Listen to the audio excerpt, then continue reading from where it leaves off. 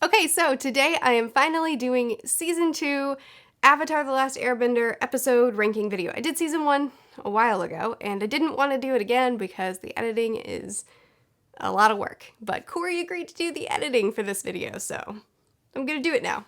Applause for Corey.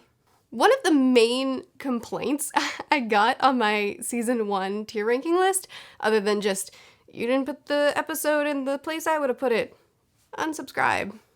Comments for tier ranking videos are weird. Other than that, the most common complaint I got was that I didn't use the perfect tier in Season 1. There was a reason for that. It's because Season 1 is great, but it wasn't until Season 2 that the show became perfect. So don't worry, that's gonna get used this time. The first episode we're gonna be ranking is obviously episode 1. I'm gonna give brief summaries of each episode so that we're all on the same page. It will not be comprehensive. So episode 1, Aang is angsty from all that happened in Season 1. Zuko is angsty from all that happened in Season 1. They go into the Earth Kingdom. The Earth guy that they are talking to is ruthless and almost kills Katara because he's trying to make force Aang into the Avatar state. Does not go well for him. And then Zuko gets betrayed by his sister. Turns out he's not going home with honor. He's going home as a prisoner. He escapes. He and Iroh realize that they have to basically defect from they're still going to search for the Avatar, but they're gonna not do it with permission from their empire. And they cut off their hair and they go their own way. This is a great starter episode. It's a great intro into the series. Now we have the secret tunnels. And this was the episode I distinctly remember when I was watching through the series for the first time. I remember going, oh, this season is gonna be great. They come in contact with probably the coolest people in all of existence who write the best songs ever heard by man. Then they enter a super deadly secret tunnel and get separated, because of course they do. Sokka hits himself in the head a lot, and Aang and Katara almost kiss. This episode is hilarious. This episode is incredible. Episode 3 is when Aang and, Team Avatar sneak inside a Fire Nation colony area that has been taken over. It's an Earth Nation area that Fire Nation has taken over. Anyway, they sneak in because of Octopox, I'm pretty sure they called it. And their mission is to try to find Bumi and break him free so that Aang can learn earthbending, can master earthbending. In the meantime, Azula is also trying to build up her team Azula. She finds May, and May joins her mostly due to boredom. She finds Ty Lee, and Ty Lee joins her mostly due to fear. And then Team Power Girls is made, and ooh, do I love them together. May's little brother goes a-wanderin', and Team Avatar finds him. Team Avatar bargains to trade Bumi for Baby.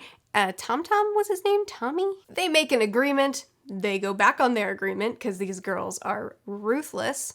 We see Ty Lee's chi blocking in action. Bumi does get rescued, but then tells Aang, I don't want to be rescued. I'm gonna wait for my right time to get out. Go find another earthbender. Again, this episode was great. We're still building up to the most incredible episodes of the season. I love this episode. It's great. Episode 4, Zuko is angsty. Iroh is humble, ends up having to sing and dance for money, which just amplifies Zuko's angst. Aang feels strongly that he should go to a swamp. Team Avatar disagrees. They decide to pass the swamp by, but the swamp has other ideas. They go to the swamp. They learn about swamp bending, a very abstract form of water bending that we really never get a lot of information on, at least as far as I am in my journey with Korra. I mean, I've finished Avatar and I'm working through Korra. Anyway, Aang sees Toph for the first time, but it's in a really abstract way. He gets some instruction on how to find his earthbending master, and Zuko, we get a little sneak peek into what he's going to become. Again, the episode is great. I'm pretty sure this episode is actually pretty well loved in the fandom. I enjoy it a lot, but it's not something that blows my socks off. So the next episode is Avatar Day, and as far as I understand it, this episode is not well loved in the fandom. gonna be controversial again. I quite like it. This is the one where Team Avatar goes into a small town, gets captured because they're burning Avatar statues or paper mache. I don't really know what those are. They're burning Avatar thingies, and Aang doesn't like that, and they say, oh, you're the Avatar? You're imprisoned and we're gonna kill you. But first, we'll give you an unfair trial. This is an episode where Sokka shines. He's always the hilarious character with so much depth to him. We find out that it can't have been Kyoshi because big boots, and then we go back and say, hey, it wasn't Kyoshi because big boots. But then Aang dresses up as Kyoshi. Kyoshi shows up in spirit form and says, no, it was me. It was me. One reason I love this episode is because Kyoshi's my favorite Avatar. And I haven't even read The Rise of Kyoshi yet. I will soon. But she's my favorite Avatar, and the reason is because of this episode. I love her brutal honesty and unashamedness of doing what she needs to do to protect her people. She was living on Kyoshi Island, and this kingdom, this town, the king of this town, the leader of this town, was oppressing them, and it was harming her people. So she did what she had to do. She split the land, and in the events that transpired, their leader died.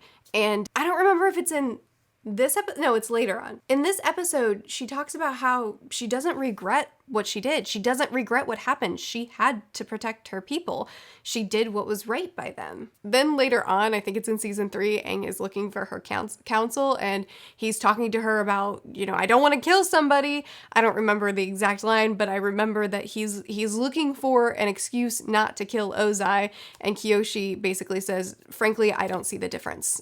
I did what I had to do, and you should too, because the point is protecting our people. While her ruthlessness isn't something that I can personally relate to, I just really appreciate it. I just really appreciate her confidence in her decisions and her ability to execute, not people necessarily, but execute what needs to be executed for her goal, which could also make her a great villain. She's just complex, and I love that about her. Anyway, I really love this episode. I'm going to put it at great, but I'm going to put it at the upper end of great because move. All right, that's fine. That's fine right there. Because even though I like it more than I think the general consensus of the fandom does, I do still think that these later episodes in the season are so much better. Now we're on to episode 6, The Blind Bandit. Sokka needs a new bag, so he buys himself a bag. He's very conflicted about it. They learn about the earthbending tournament? I don't remember what they called it. They learned about the fighting arena thingy, and they go to it. They get to see some really cool earthbending fighting. We meet the boulder, who is an icon, and then we meet Toph. And frankly, Toph is the coolest ever. The way she earthbends, I don't need to tell you guys, is amazing. How she senses the earth, how she waits patiently until her moment, and the way she just sort of flicks her fingers, flicks her hands, and it's such an effortless, non-performative, connected form of earthbending. I love it so much, and I remember watching this episode for the first time with my husband because I'm currently rewatching Avatar and he's watching it for the first time, and I just remember him being blown away by Toph in this episode and on the edge of his seat watching the way she earthbends, not being able to shut up about how cool the way she earthbends is. We then go back to her home. We see that she is just a weak little blind girl that needs to be protected in her parents' eyes, which is a large part of why she struggles so much, is because her parents want to hide her from the world and protect her from the world when she is perfectly capable of being a part of it and being incredible in it. We see where some of her trauma comes from. We see her being not treated well by her parents, and then we get to watch her face off against some people who have captured Aang, again, in a ridiculously cool way. Her parents see how incredible she is. They continue to suck. She runs away from home. This episode is untouchable. Is it perfect? It might be perfect. Ooh, I really want to reserve perfect for some of the best of the best of the best, but that's stupid, isn't it? This episode's perfect. I don't really have any complaint. I have one complaint, and that's when they're trying to break Aang out of his little prison thingy. They don't think to waterbend around the lock, turn it to ice, and then break that lock to break him free, which they've done in previous episodes trying to break into things. So that was kind of annoying because they could have broken Aang out on their own, and they didn't because plot. It's still a perfect episode. Zuko Alone is the episode dedicated to Zuko. Zuko Alone is where Zuko has separated from his uncle, needs to find his own way, stumbles on this Earth kingdom. I believe it's an Earth town, Earth colony, Earth area, stumbles there and meets this great family when this kid gets into trouble and Zuko doesn't rat him out. So the kid's like, hey, I'll feed you because these guys are brats and they took Zuko's stuff. Zuko goes back to their place, gets shelter, gets food, helps them fix a roof, and he continues to be angsty. Through all this, we get a lot of backstory on him. We get a lot of understanding of his relationship with his mom, how horrible Azula has been from the very start, and how horrible Ozai has been from the very start. It's integral to understanding Zuko more and setting us up for all that's to come with him. I love Zuko so much. This whole episode is great, but definitely my favorite part of the episode is when Zuko leaves and then the little boy's mom begs him to come back because the little boy is in trouble because of the horrible people. And so Zuko does, he defends them, he ends up firebending, and then the boy rejects Zuko, doesn't want the knife that Zuko gave him, and hates him because of who he is, because the Fire Nation has harmed him, and Zuko leaves. And I think it's hard for me to explain. I don't think I need to. I think you guys get it. But Zuko is a character that the more we chip away at, the more we fall in love with, even before his arc really began. His arc has begun from the beginning. He's always been riddled with turmoil and conflict, but we see that turmoil and we see something in him that makes him not just like his dad and his sister. But in this episode, we get to see a lot of his beginnings, which is important, but we also start to chip away at the layers of his pain and what makes him so guarded.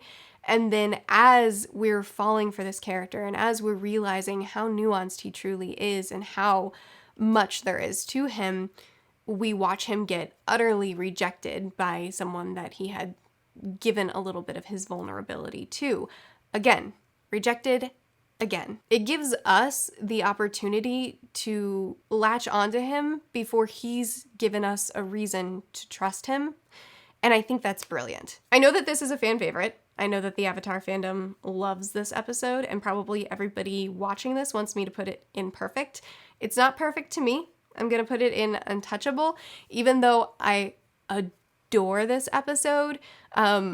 There is a part of me that feels that, to me, it's a little bit slow. I love it for the emotional value of it, but it moves too slowly for me. It's too quiet for me, and that's very much an opinion thing. I'm sure the majority of you guys love how quiet this episode is. Just for me, it's untouchable, which, might I remind you, is very, very positive. It is an untouchable episode. I adore it. Episode 8, The Chase. Appa sheds a lot, which makes them quite trackable. Katara's irritated with Toph for not being a team player. Toph is irritated with Katara for being a nag. Everybody is tired. Aang leads Team Azula in the wrong direction so that, leads Azula while the others continue. Everybody splits up. Aang leads Azula in the wrong direction to try to save his friends. He's tired. Azula's not. They face off. Toph, by the way, left Team Avatar because of cranky Katara. Katara feels real bad about this.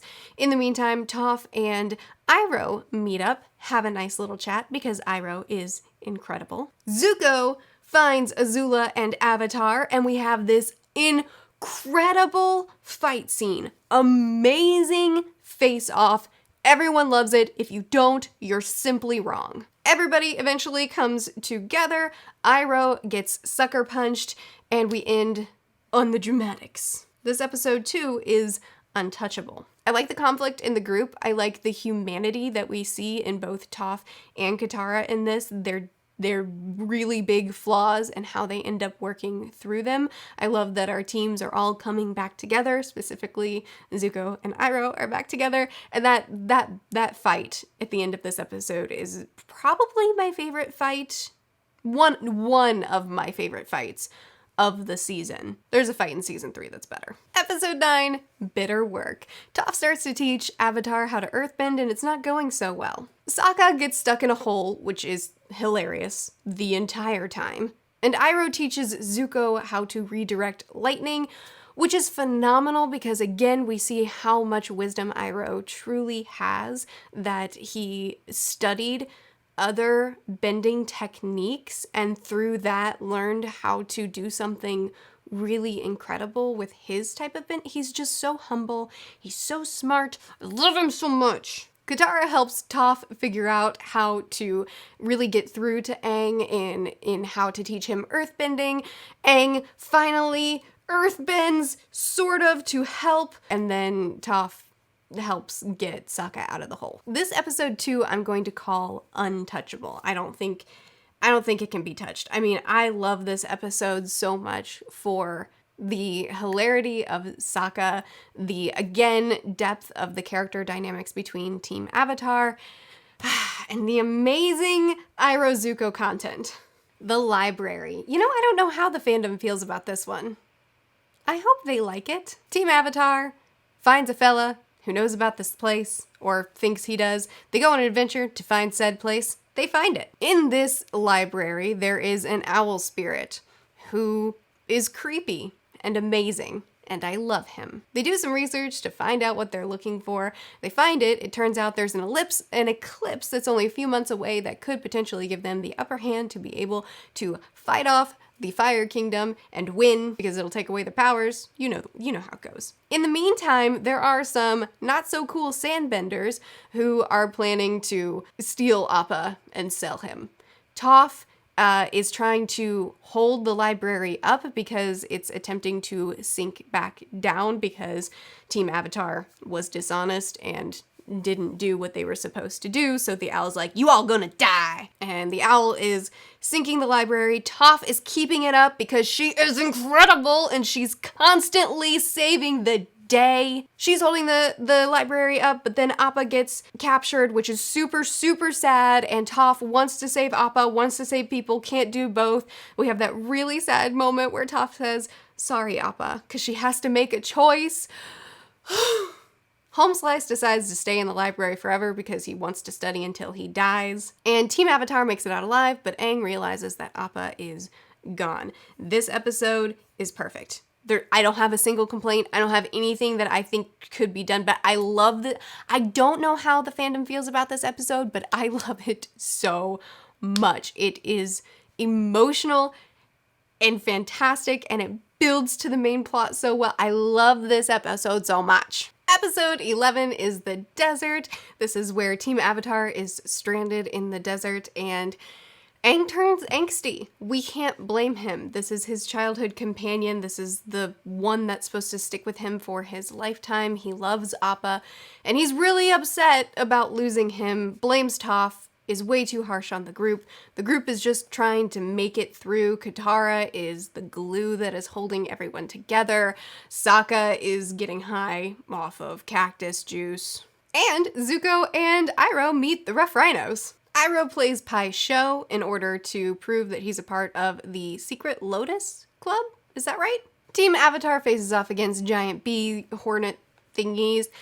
And then they find the people who napped Appa, and they admit that they sold Appa, and they don't know what's happened to him. Aang goes into the Avatar state and is ready to kill all, which will cause conflict later. I'm calling this episode incredible. It's fantastic, it's wonderful, it's incredible. Episode 12, The Secret of the Fire Nation. Team Avatar wants to get to a new location. They try to get there through some passports they don't have.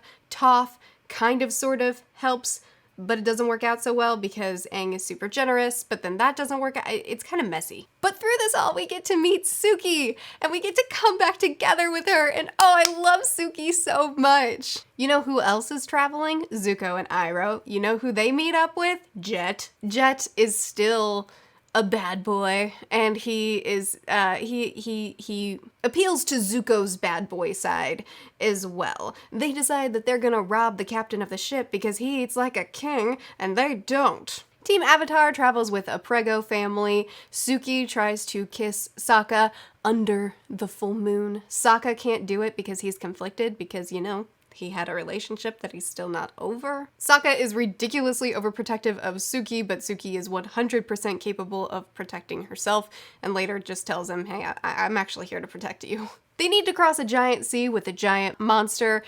This is a point of great vulnerability for Toph because while she's in control at first, eventually they have to switch over from earth bending to save them to water bending to save them, which makes her blind, and she falls in. And it doesn't go well. Suki saves her, though she thinks Sokka does. It was funny. Sokka and Suki kiss. They get to the Earth Nation. The Fire Nation is gonna drill a hole into Earth Nation.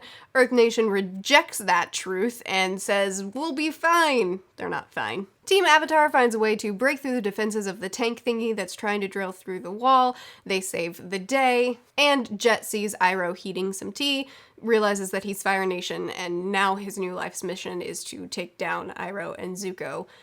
'Cause I'm going to put this... Oh, I forgot to mention, too, that Baby is Born, Avatar, Aang, realizes that he's been grumpy and wants to change, and now he goes from extreme angst to extreme solemn, I will feel nothingness. I'm going to put this episode in incredible because I love so much of this episode, especially the stuff with Toph and her struggles in the water, as well as Sokka and his struggles with Suki and getting past his pain and loss. But this episode does try to tackle a lot of things in one episode, and because of that, as much as I love it, it's an incredible, that's a good tier, guys.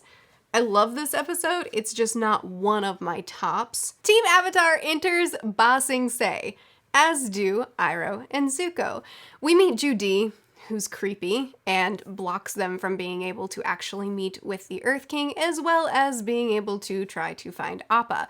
Jet is still on a mission to take down Zuko and Iroh. Zuko and Iroh start working in a tea shop. It's terrible. Iroh fixes that. Toph is hilarious in her very undignified, but intentionally way. She helps her and Katara sneak into the party by being ladies. And we learn that the issues with Ba Sing Se go a lot deeper, and they're not gonna be able to get what they want out of this place because it's brainwashed. Also, Jet is still on his mission. He ends up just facing off against Zuko. Zuko's incredible, takes him down, and Jet is taken away. I think I'm gonna call this episode perfect. I think it deserves it. Usually my perfect episodes are ones that contain a lot of emotion, and while this episode does contain some, not as much, but should it be untouchable or should it be perfect? You know what? It's untouchable. It's untouchable. I'm gonna put it right there in the untouchable tier because it's untouchable. This is good, guys. It cannot be touched, but it's not one of my best of the best of the best. That's coming. But I do absolutely love what goes on inside Ba Sing Se. I mean, I love watching it happen. Wouldn't really want to be a part of it. And I love watching it unfold little by little. Next is the Tales of Ba Sing Se, which frankly is rude. We have some stories from Sokka, some stories from Appa, some stories from Momo. Is Tales of Ba Sing Se about Appa? No, the episode for Appa is upcoming. Oh yeah, this is the one where we get the date from Zuko. Oh, that was sweet. Wow, there's some good ones in here. So I don't really love the one with Sokka and his thing that he does with the rhymes. What's that called? I don't love the one with Sokka. I don't love the one with Momo. Is Momo in this one? I don't care about the one with Aang. I do love the one with Zuko. His date is adorable. Again, we get more layers of him. We see Iroh just like really being excited for him to be trying to live a normal life. Then we have the one of Iroh. I could spend so much time talking about Iroh's tale, and I don't want to. Iroh is incredible, untouchable, perfect in this one. We see his wisdom, we see his kindness, we see his actions paralleling his song. And then we see his pain, and I can't deal with it, and I won't talk about it. I think that really I should put this in untouchable because it's a collection of short stories, and in a collection of short stories, you're not gonna love them all, and I don't love them all, but I think that Iroh's story makes it impossible not to put it in perfect. It's the most painful, emotional thing ever, and I love it, and I hate it. I hate it for how much it makes me feel, but I love it for how incredible and beautiful and raw and real it is. When I was rewatching the series, Corey's first watch through, I was kind of half paying attention to the Tales of Ba Sing Se because there are several stories that are just kind of, they're fine. And then I told myself, you're not gonna watch Iroh's thing because you don't need to cry today. But then once it came to it, it's like, Iroh deserves to have his story watched. So I watched it, and I cried for a long time.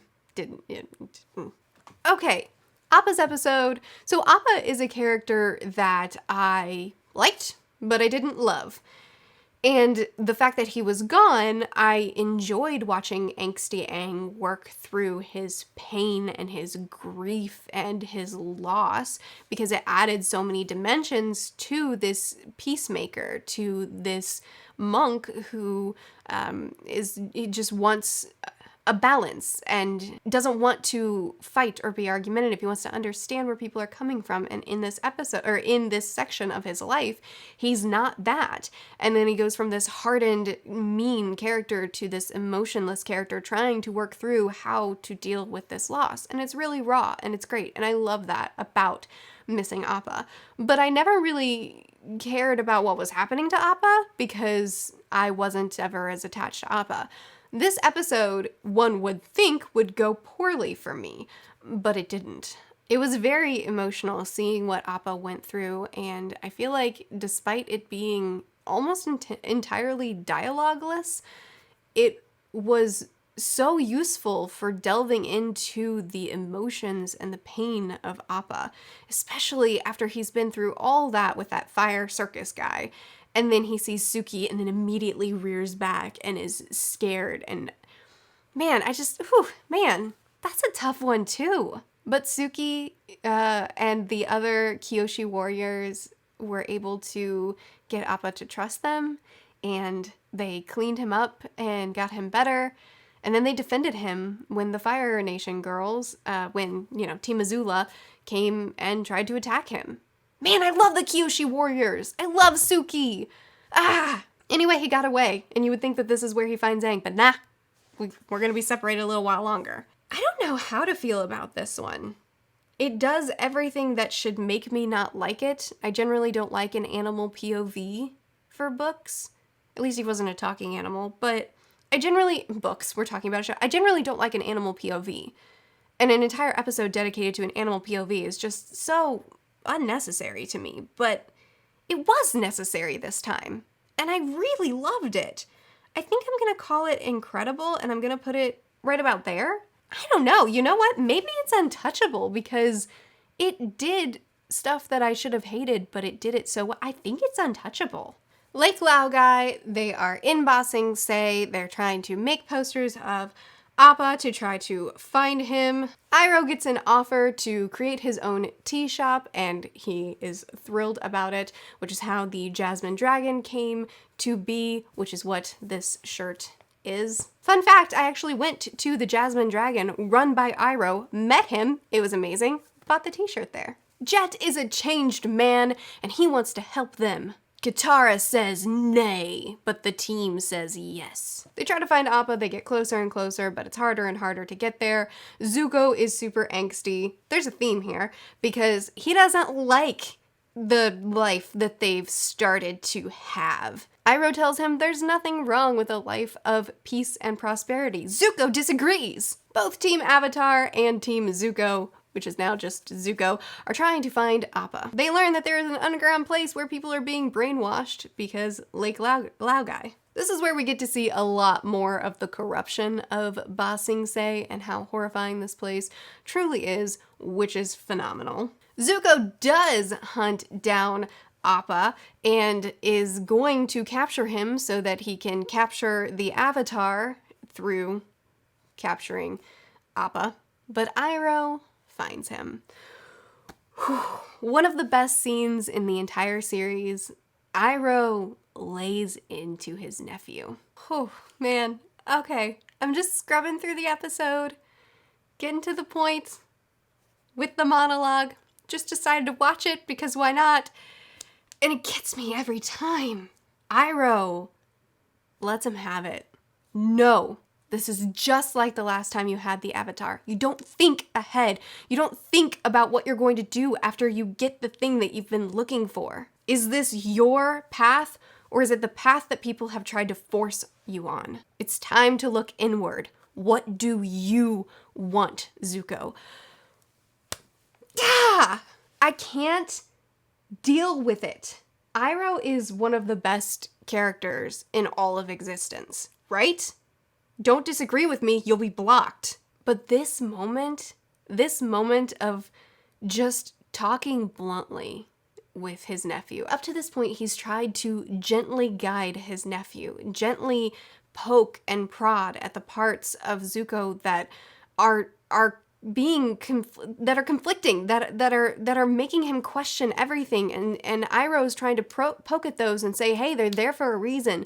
Think about this. He's giving Zuko room to find his own path and to grow and to learn, but doing his best to guide him gently.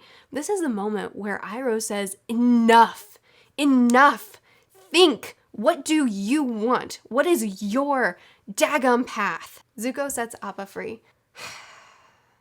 And then Zuko starts his path, doesn't he? Oof. Oof. I can't do it. I can't deal with it. This show, what kids' cartoon has the right to invoke this kind of emotion? Truly. All right. Well, oh yeah, then Jet dies. Team Avatar is one step too late, as always. They face off against the guy who is in charge of Lake Laogai and in charge of so much of the conspiracies and the horrible things inside of Ba Sing Se, and Jet dies. Which I really like that scene. It wasn't until after I had watched the whole series that Tim told me that a lot of the fandom grew up not realizing that Jet was dead.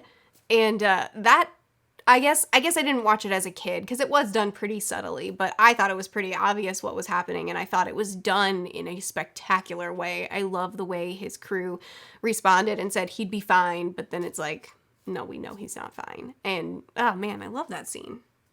Anyway, this episode's perfect. Hang on, what are we looking at here? It doesn't matter. This episode is way up here. Move! Okay, fine. I give up. What is this episode? I really don't care. That one goes there. This episode, it's everything that I don't have words. I don't have words for this episode. I love it so much. I love Iroh so much. The last two episodes, I apparently I don't know what I did there with the thumbnails. Corey fixed it in editing. The Earth King. They break into the king's palace because ain't nobody's gonna help them and they gotta talk to the Earth King. So they break in, they fight their way in, they feel real bad about it, apologize the whole way through, get to the Earth King and try to convince him, hey, your walls are not impenetrable, there is a war happening, bad things are going on, you're not being informed, and also you're brainwashed. Essentially, a bite from Appa is what determines things. Anyway, now they get the scrolls that were attached by the Guru to Appa when they captured Appa, and they now know that the team needs to split up again. Sokka and Katara are going to go try to find their dad. Aang is going to go try to find the Guru. And throughout this entire episode, Zuko has been bedridden as his two selves, the two parts of himself, are warring within him. I'm going to call this episode great. I really like it, but it's, lower on the list of all the amazing episodes. Do you see how many amazing episodes there are? There's not a single episode below great. That's because season 2 is amazing. And the final episode of this season is the Guru / Crossroads of Destiny. So this is where all of Team Avatar is split up. Sokka and Katara meet up with their dad, which is just phenomenal for Sokka. This is what he's wanted. He wants to be a warrior. He wants to be the leader of the crew. He wants to honor his dad by taking care of his sister. And he gets that affirmation. He's reunited with his dad, which is the best thing in the world to him. He gets affirmation from his dad that he's done a good job. His dad says, "All the men get ready to fight." And Sokka says, "What do you want me to do, Dad?" And he says, "Didn't you hear me? All the men get ready to fight." Oh, I love that line. But then they realize that where they really need to be is helping Aang. So they leave again. Toph gets kidnapped and captured by the people that have been trying to hunt her down this whole time, and then she invents metal bending, which is great the way it's done because it's not just like, oh, I have a problem, let's solve it by changing the magic system. No, it's through who Toph is as a bender. It's her ability to wait and feel the elements around her and learn from them and learn how to manipulate them, not just doing it with brute force. And through that unique way of bending, that unique thing about her, she's able to invent a whole new type of bending. And she gets free. And she's awesome. And Aang goes through all the chakra stuff with the Guru, which frankly is one of my favorite things as well. Because I think that this concept of chakras is so interesting. And I loved listening to it and learning about it and considering what that means, like what that would look like for me, because it's so very applicable in just real life as well. Even if you're not going through the chakras, just the concepts and the philosophy that are being discussed are so applicable to anyone. Though I wouldn't keep all of it, just like Aang didn't keep all of it. It was such an interesting concept to explore. Oh, and throughout all of this, Zuko tries super hard to be the nice guy, the good guy. I'm good now. Oh my goodness. And also, Team Azula has impersonated the Kyoshi warriors and are now in Ba Sing Se. Zuko and Katara are both captured and put in the crystal cave prison thingy. Katara trusts Zuko and offers to heal his scar, and she and Zuko are gonna be friends. It's gonna be okay. But then it's not, because Azula's here, and she is forever manipulative to Zuko, and Zuko is forever in turmoil over everything. Just all the things. There is an epic face-off between Team Avatar and Team Azula. Zuko has to pick sides, and he chooses the wrong side, and he tries to kill Aang. Again, he delivers, I believe it was him, and not Azula, that delivers the killing blow to Aang, which thankfully Katara didn't waste that special healing water on Zuko's scar because she saved Aang's life. Anyway, we get fantastic fight scenes again in this crystal cave thingy. And oh man, I love the fight scene in this one too. But anyway, then Zuko, after he betrays everybody, he ends up betraying his uncle too. And what a setup for what goes on next. I love that Zuko's arc isn't so easy. I love that Zuko's redemption isn't so simple. I love that he is conflicted by a lot of things and gets led and pulled in a lot of different directions from different influential people in his life. And he is so focused on serving everyone but himself, serving his family, serving his dad, then serving his uncle. He's so focused on making other people respect him that he can't figure out what he needs to do for himself. I love that about him. I love Zuko's arc. Anyway, this episode. What is this episode? I think I'll put it in untouchable, but high up there. There you go. That's my tier ranking of season 2 of Avatar: The Last Airbender. I hope you enjoyed it because just recording it took me an hour and a half. And I know Corey's going to spend days editing it. So I hope you guys enjoyed it. Let me know what your tier list would look like, what things you would move around. I post videos every Sunday, Tuesday, Thursday, and Saturday. I'll see you guys again soon. Bye.